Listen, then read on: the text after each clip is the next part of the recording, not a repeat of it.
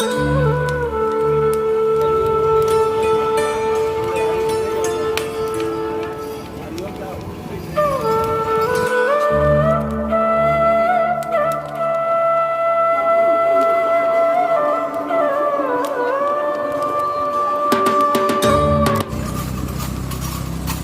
में जो मज़ा आ रहा है वो बताया नहीं जा सकता है, वो महसूस किया जा सकता है।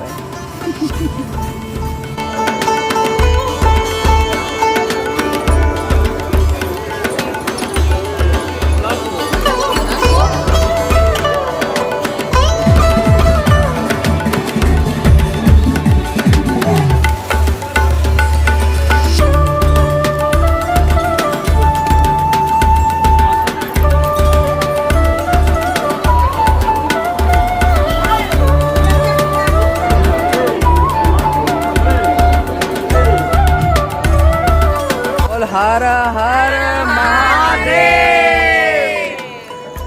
चलो। भक्ति, शक्ति, पीड़ा, यात्रा में इन सभी सवालों में घिरे रहते हैं कि क्यों सब खुद को तकलीफ देना चाहते हैं, क्यों महादेव को ही पाना इतना कठिन है कि वो पूरे देश में ऐसी जगह विराजमान है कि 1000 कष्टों के बाद उन्हें देख पाने का सौभाग्य प्राप्त किया जा सकता है। करीब 7 साल पहले मैं इस दर्द को महसूस कर चुका था और भर रास्ते दर्द में यही कह रहा था कि अगली बार मैं नहीं आऊँगा। आने के बहुत से साधन हैं, लेकिन आज फिर मैं उसी रास्ते पर हूँ, उसी दर्द को महसूस करने के लिए तैयार हूँ।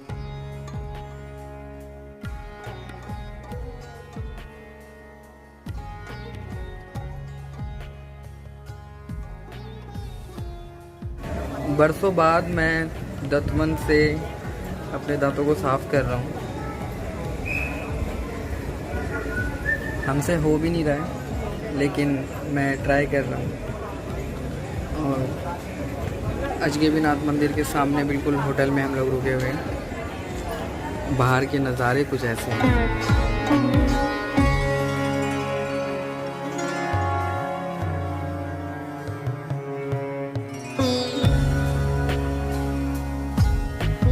हम सुबह 4 बजे जल उठाने का फैसला करते हैं।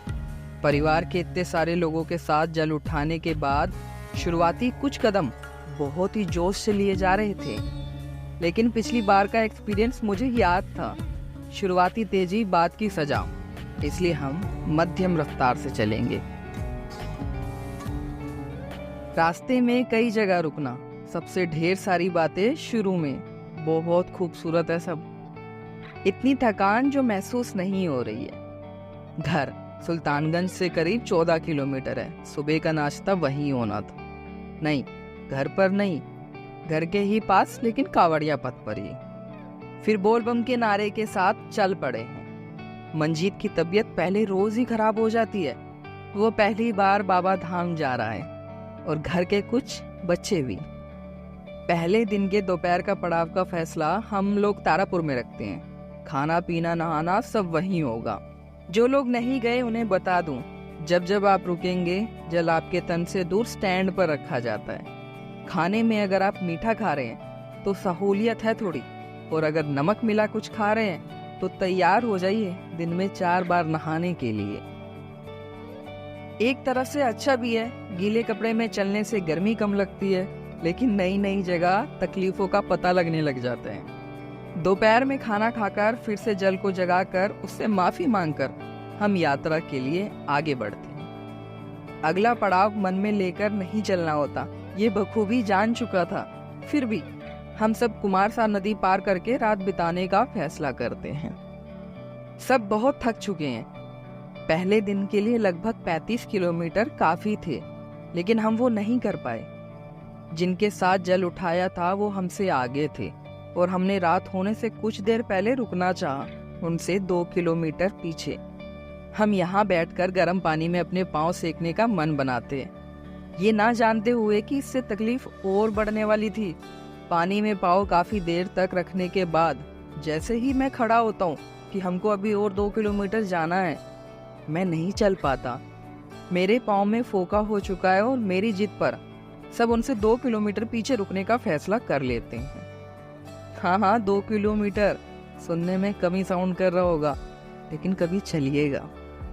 खैर, हम वहीं खाना और सोने का प्रोग्राम सेट कर चुके हैं। नींद का होश इसलिए भी नहीं था क्योंकि क्या खाया था ये भी याद नहीं आ रहा है अभी, और कब सोए ये भी नहीं। सुबह आँख खुली जब माँ उठा रही थी। हम सुबह फिर से 4 बजे जल उठा रहे थे। जो हमसे आगे थे वो भी तो जल उठा ही लेंगे, इसलिए हमने कोई जल्दबाजी नहीं करी। हम कुमारसार नदी पार कर रहे हैं। कुछ देर बाद नाश्ते के लिए रुकते हैं, फिर यात्रा शुरू करते हैं। रास्ते में कई दफा हौसला टूटता हुआ नजर आता है। विचार मेरे ही मन में आता है या सबके नहीं मालूम, लेकिन मन कहता है दोबारा मैं नहीं आऊंगा। उतने में ही, सिर्फ उसी एक क्षण जब आप टूट रहे होते हैं, पीछे से औरत आदमी बच्चा कोई फर्क नहीं पड़ता, यहाँ तक जो ठीक से चल पाने की शक्ति नहीं रखता, वो बोल बम के नारे से पूरे काफिले को जिंदा करके ऐसे तेज रफ्तार से गुजरता है कि मन को सवालों के घेरे में खड़ा कर देता है। क्यों महादेव? किसने कहा है इसे? जो ये इंसान जमीन पर लेट कर महीनों बाद आप तक पहुंचता है। उसे देखो, उसका पैर सूज गया है। उसे कौन कह रहा है कि तुम्हें जाना है? क्या कोई सजा मिली है इन सभी को, जो सब इतना कष्ट उठा रहे हैं? मेरी आंखें नम हो जाती है। कितनी दफा नहीं जानता, पर मैं खुश था। पिछली बार आने पर मैं अपने दर्द पर रोया था। इस बार अंत तक मैं बर्दाश्त कर पाया। आंखें नम इसलिए हुई कि ये कौन सी शक्ति है इस भक्ति में कि कोई किसी को कह नहीं रहा कि तुम्हें इतना कष्ट करके पैदल ही यहाँ आना है। मैं चल पा रहा हूँ, सीधा खड़ा हो पा रहा हूँ। मुझसे पीछे जिसके पाँव नहीं हैं, वो मुझसे ज्यादा हौसला रखकर आगे बढ़ रहा है। महादेव, आपको पाना इतना कठिन कैसे है? सफर के दूसरे दिन दोपहर में बहुत गर्मी के कारण पानी के लिए हम कुछ देर रुके। वहाँ एक लड़की अपने मामा से बात कर रही थी। कह रही थी कि रास्ते में इतनी तकलीफों से गुजर रहे हैं कि महादेव से सब कुछ तो रास्ते में ही मांग लिया है, वहाँ जाकर मांगने के लिए बचेगा ही क्या। बात सुनकर पूरे दिन हंसी आई कि कितना सच है। कितनी बार तो मांगा रास्ते में कि बाबा छाँव ला दो, बाबा बारिश कर दो, बाबा पाँव का दर्द ठीक कर दो, न जाने क्या क्या। हम दूसरे दिन की रात तक पहुंच चुके थे और इस बार भी हम अपने साथी से पीछे थे। आज लगभग 6 किलोमीटर। हम सुइया पहाड़ पर ही रुकने का फैसला कर लेते हैं। एक वक्त पर इसे पार करना बहुत बड़ा चैलेंज हुआ करता था। पूरा रास्ता बस जंगल। अब सब बहुत खूबसूरत हो गया है।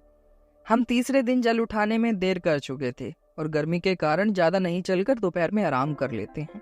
तीसरी रात भी निकल गई, बाबा से 20 किलोमीटर दूर। हम सुबह जल्दी उठे और बिना रुके करीब 12 बजे तक बाबा के निकट आ पहुंचे। महसूस हो पाएगा आप सभी को कि पाँव का जो दर्द है वो मिट रहा है। शायद नहीं। वहां पहुंचने भर से लग रहा है कि पीछे मुड़ने पर मीलों दूर नजर आ रहा है सुल्तानगंज, और इतनी दूरी हमने तय कर ली है। दोबारा आने का मन अभी से करने लगा है, लेकिन अभी किसी से कहा नहीं। सबके चेहरे बता रहे हैं कि वो कितना ज्यादा थक चुके हैं। हम जल चढ़ाकर बासुकीनाथ की ओर निकलते हैं। रात वहीं बिताने का फैसला होता है। इतने दिन से अच्छा खाना जी, अच्छा खाना रास्ते में मिलना मुश्किल है। कुछ अच्छा खाना चाहते थे जो कि नहीं मिला। खैर, अगली सुबह ट्रेन से वापस सुल्तानगंज की ओर निकलते हैं। रास्ते भर तस्वीरों में दर्द को महसूस करना और बातें जो खत्म होने का नाम नहीं ले रही कि मैं तो एक बार में आ जाता, तुम लोग ही रुक रहे थे बार बार। हाँ, सबका यही कहना होता है। लेकिन सफर बहुत यादगार। बाबा, हम फिर आएंगे। बोल हर हर महादेव।